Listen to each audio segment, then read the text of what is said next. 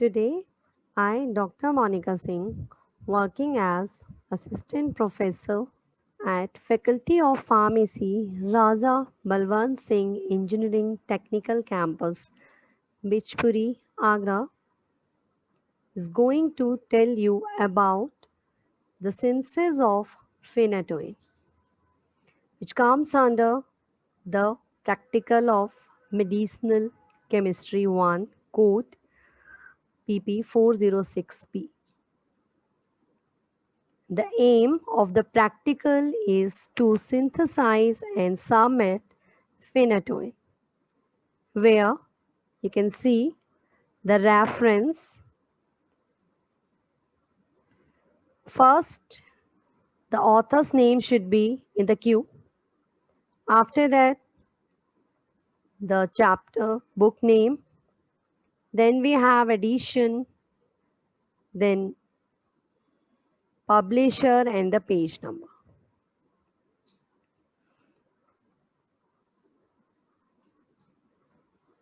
In apparatus, we need RBF and reflux condenser.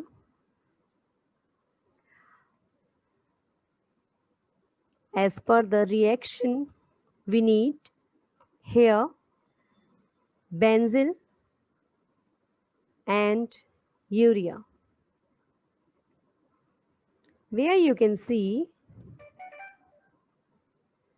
benzyl is having two keto groups, while urea is having two amino groups. And once these two reactants react in 30% sodium hydroxide base in presence of either ethanol or water as a solvent, they give the product called phenytoin or 5,5-diphenyl imidazolidine 2,4-dione, that is also known as 5,5-diphenyl hydantoin. This phenytoin drug is an anti-epileptic drug.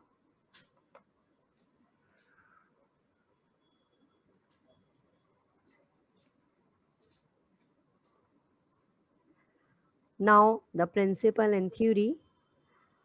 Phenytoin is synthesized by following method. The method is known by the name of benzylic acid rearrangement, or also known as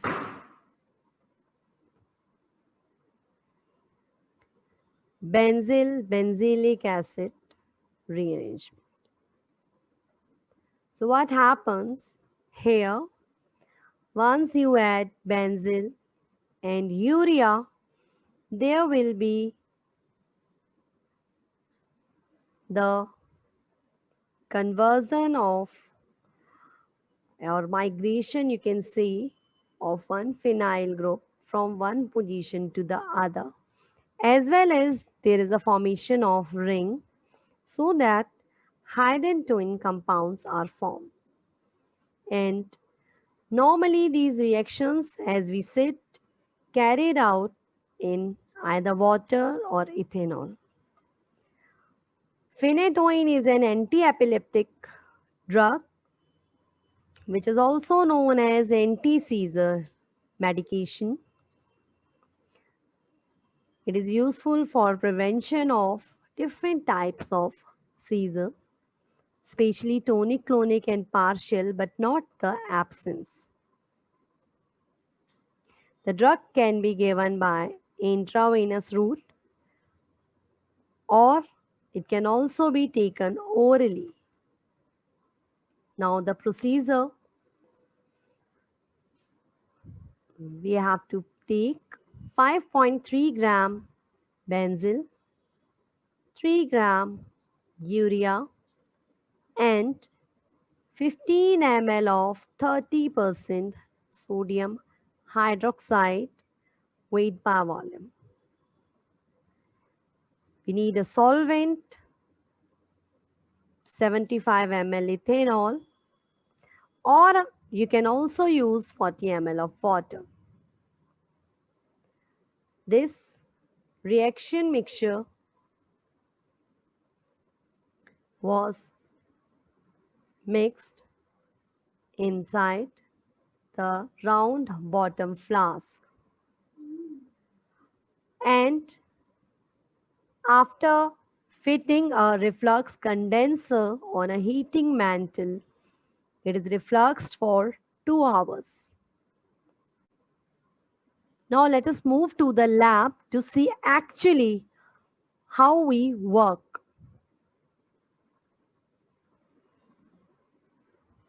So come to the lab of chemistry. Myself, Dr. Monica Singh. Today we will do the preparation of phenytoin. For phenytoin we need 4 things. Here you can see we need benzyl, we need urea, 5.3 gram benzyl and 3 gram urea. Then we need ethanol as a solvent, 75 ml, and again we need 30% 15 ml sodium hydroxide. We need benzyl 5.3 gram, urea 3 gram. We will weigh in this weighing balance where you can see we have put it on by using the start button. We can put it off by putting this off. We can put it on by putting this on. Now once this put it is on, we take a butter paper which you have to make a tray like structure. You can see here by folding from all 4 sides. Now you can see this is the weight of butter paper. You have to tear it. This is tear. Tear.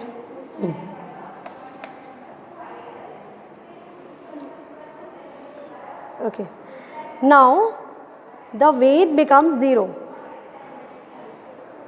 We will use spatula, neat and clean spatula for taking the chemical out. Never touch a chemical by bare hand. अब हम box change करते हैं, ठीक है. Now you can see this is how the benzene look like. We have to take small quantity.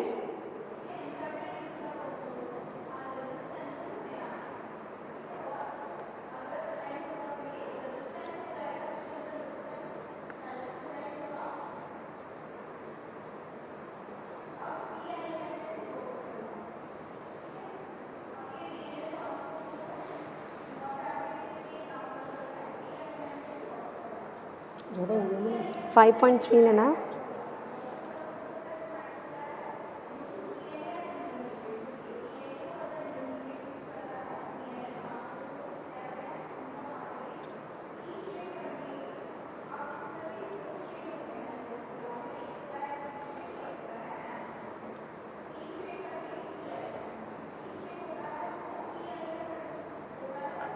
You can see it crosses 5.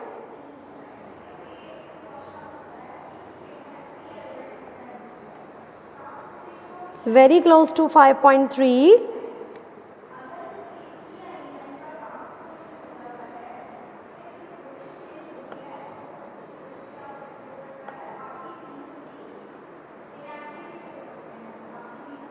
Yeah, now it is almost 5.3. So we close the box properly, tightly, and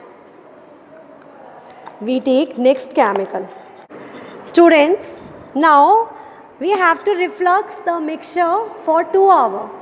For refluxing we need, you can see here, the heating mantle, for which you have to put the power button on so that it start heating. Now we need a reflux condenser. This is a reflux condenser. This is made up of, you can see here, please focus, borosilicate glass, right? Now how to attach this?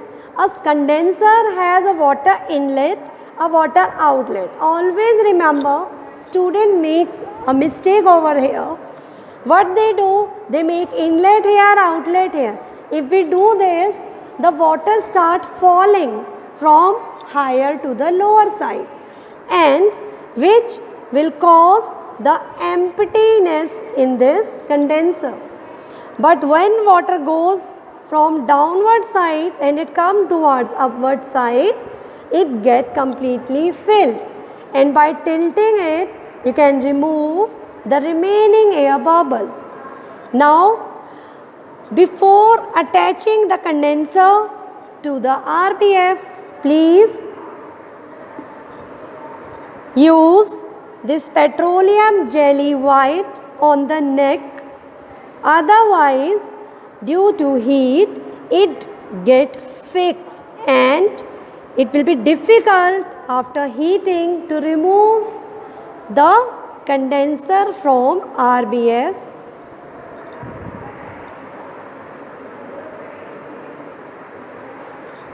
Now we need a stent for supporting the condenser, and this is how we support our condenser with the help of a stand and a clamp.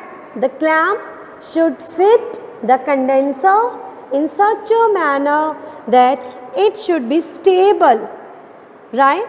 And now we should start our water.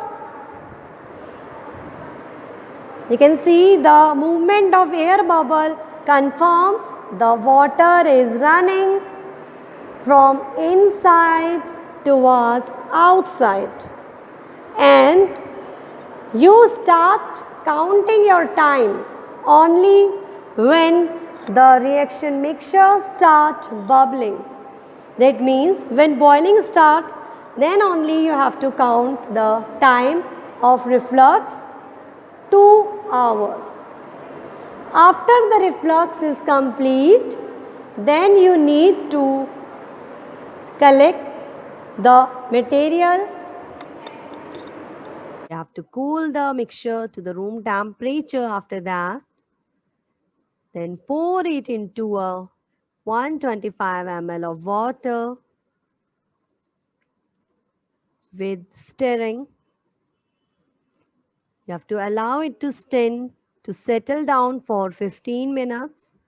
Then it should be filtered under suction by vacuum pump so that insoluble byproduct may be removed. Now, hello students, here you can see the Wattman filter paper, and this is a Buckner funnel. Now to use the Wattman filter paper in the Buckner funnel, you have to wet the edges and put it on the Wattman filter paper.